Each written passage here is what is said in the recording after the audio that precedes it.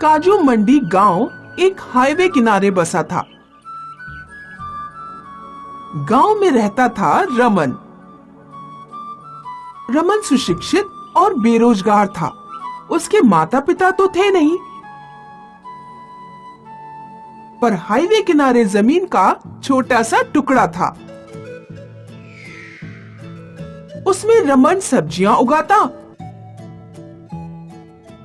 और उन्हें बेचकर अपने खर्चे उठाता। रमन सब्जियां बेचने पार्लर वाली के घर जाता था। पार्लर वाली की बेटी रूपा रमन से सब्जियां खरीदती थी। रूपा जवान और काफी खूबसूरत थी, एकदम दूध जैसी गोरी चिट्टी। रमन रूपा को पसंद करता था।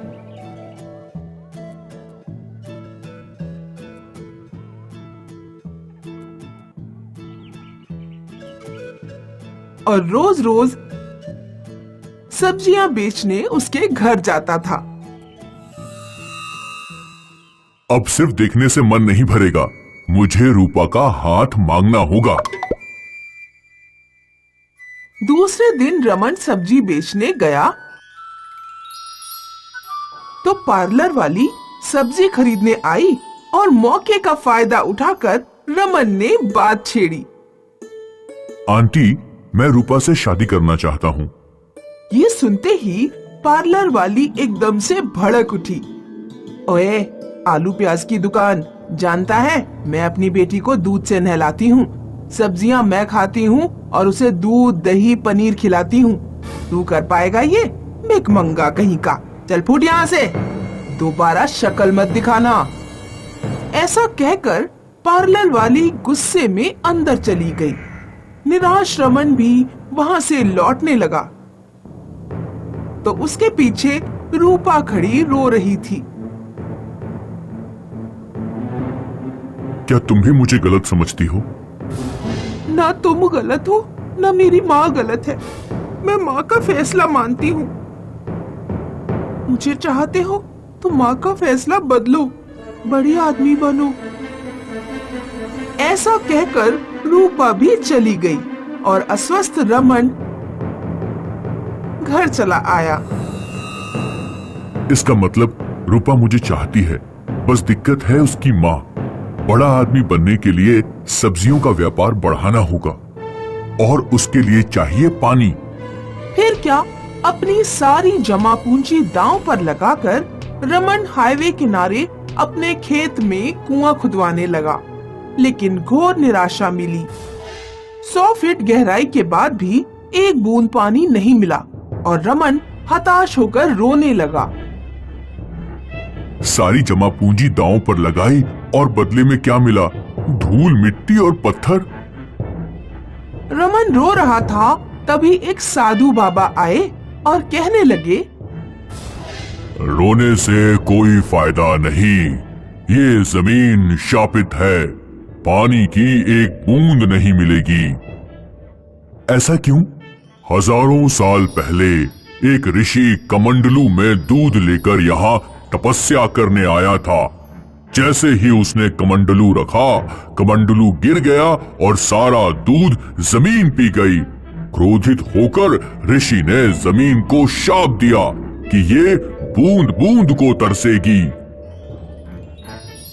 पंडित की बात सुनकर दुखी रमन घर चला आया और सो गया। रात को हाईवे से दूध का एक टैंकर गुजर रहा था। अचानक टैंकर पलटी हो गया और सारा दूध हाईवे से बहने लगा। सुबह हुई, रमन हाईवे आया तो उसने पलटा हुआ टैंकर देखा। रमन कुएं के पास आया तो कुएं में देखते ही देखते वो चकित हो गया। सारा कुआं दूध से भरा हुआ था। लगता है टैंकर का सारा दूध कुएं में पास हुआ है। रमन ऐसा सोच ही रहा था कि उसे पीछे से किसी ने आवाज लगाई। रमन ने पीछे देखा, पीछे एक सेठ खड़ा था। मैं मिल्का सेठ हूँ, मिल्का एंड मिल्का कंपनी का मालिक। किसानों से दूध खरीदकर हमारा टैंकर शहर आ रहा था। पलटी हुआ और सारा दूध आपके कुएं में पास हुआ। क्या हम हमारा दूध निकाल लें? बेशक निकालो, कुआं मेरा है पर दूध तो आपका है। फिर क्या, सेठ ने एक टैंकर बुलवाया। कुएं में वाटर पंप डाला गया और कुएं का दूध टैंकर में छोड़ने लगे। 2 मिनट के अंदर टैंकर फुल हो गया, लेकिन कुएं से एक बूंद दूध कम ना हुआ। सेठ के साथ साथ रमन भी चकरा गया। कमाल है, हमारा एक टैंकर दूध था, सारा निकाल लिया, फिर भी कुआं हिल नहीं रहा। चक्कर क्या है? आज तक जिंदगी में ऐसा कमाल नहीं देखा। भाई रमन, मैं तुम्हें 100 टैंकर्स के पूरे पैसे दे रहा हूँ और कॉन्ट्रैक्ट भी कर रहा हूँ। रोज 100 टैंकर्स दूध चाहिए। मिल्का एंड मिल्का कंपनी तुम्हारे कुएं का दूध बेचेगी। ये लो 50 टैंकर्स के पूरे 1 करोड़ रुपए। सेठ ने रमन को 1 करोड़ थमाए तो रमन की खुशी आसमान छू गई। पूरे गांव में कुएं की बात फैल गई और सारा गांव कुआं देखने आया।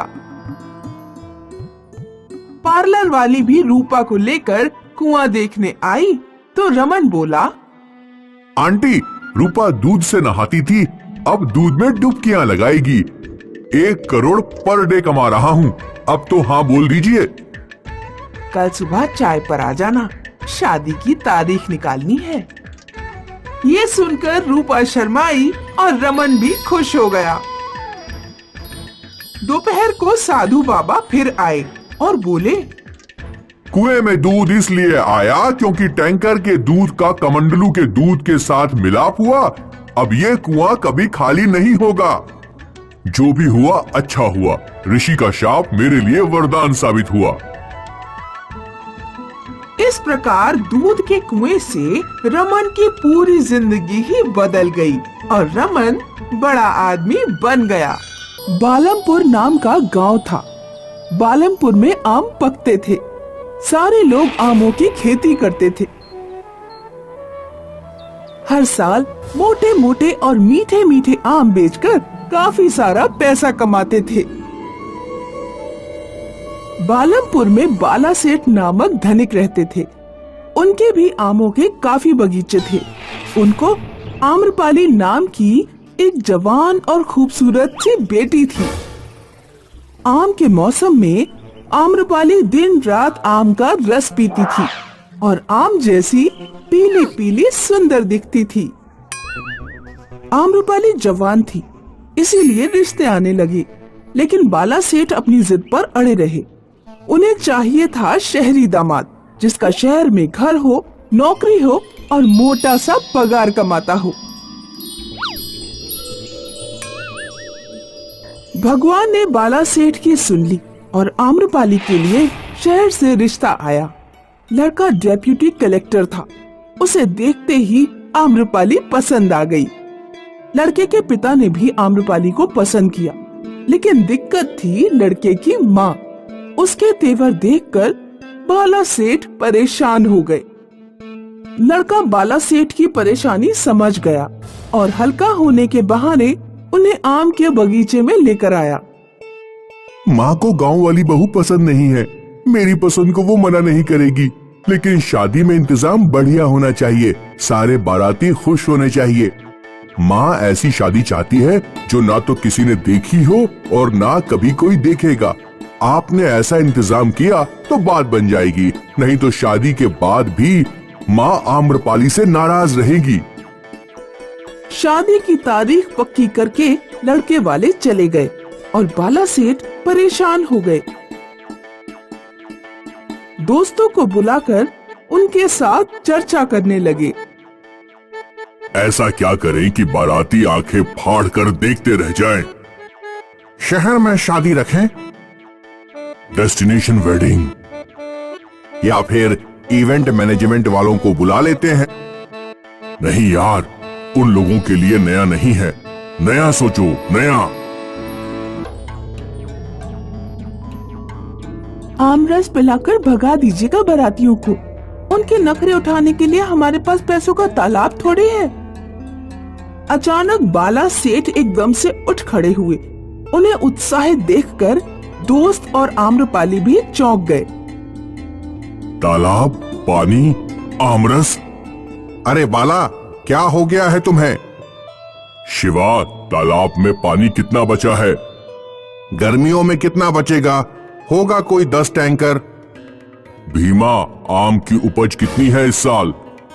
पिछले 10 साल में नहीं हुई इतनी उपज है। भीमा, भागो और गांव वालों को बोलो इस साल उनके आम शहर नहीं तालाब में जाएंगे। और शिवा, तुम मेरे साथ चलो, हमें तालाब से पानी निकाल फेंकना है। ये सुनकर सब चौंक गए।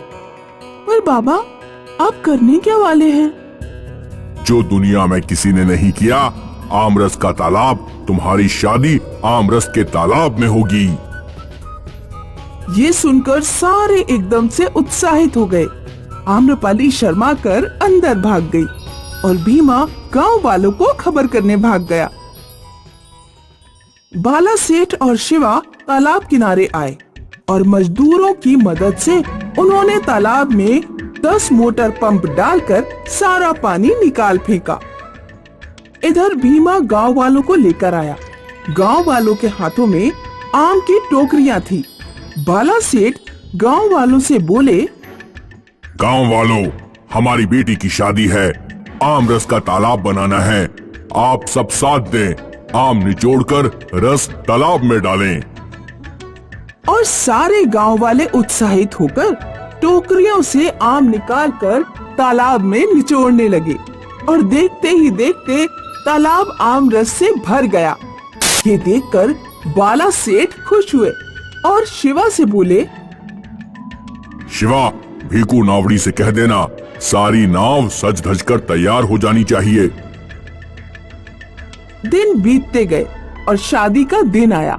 सारे गांव वाले आमरस तालाब के सामने बारात का इंतजार कर रहे थे। तालाब किनारे सारी नाव सज धज कर तैयार थी। एक नाव में दुल्हन बनकर आम्रपाली बैठी थी। वो बहुत खूबसूरत लग रही थी। बारात तालाब के पास पहुंची। घोड़े पर सवार दूल्हा और सारे बाराती आमरस का तालाब देखकर हैरान रह गए। लड़के की माँ आगे आई और बोली, आमरस का तालाब बना दिया। समधी जी, इसे पीना है या इसमें डुबकियां लगानी है? समधन जी, आप पीकर डुबकियां लगाओ या डुबकियां लगाकर पियो, तालाब खत्म नहीं होगा। डुबकियां लगानी हो डुबकियां लगाओ, पीना हो पी जाओ, लेकिन पहले मेरी शादी हो जाने दो। मेरी दुल्हन नाव में अकेली बैठी है, कहीं नाव लेकर आमरस में भाग न जाए। ये सुनकर सारे हंसने लगे। दूल्हा आम्रपाली के साथ नाव में बैठ गया। बाकी बाराती भी नाव में बैठकर आमरस तालाब के बीच में आए और नाव में बैठे बैठे ही शादी संपन्न हुई।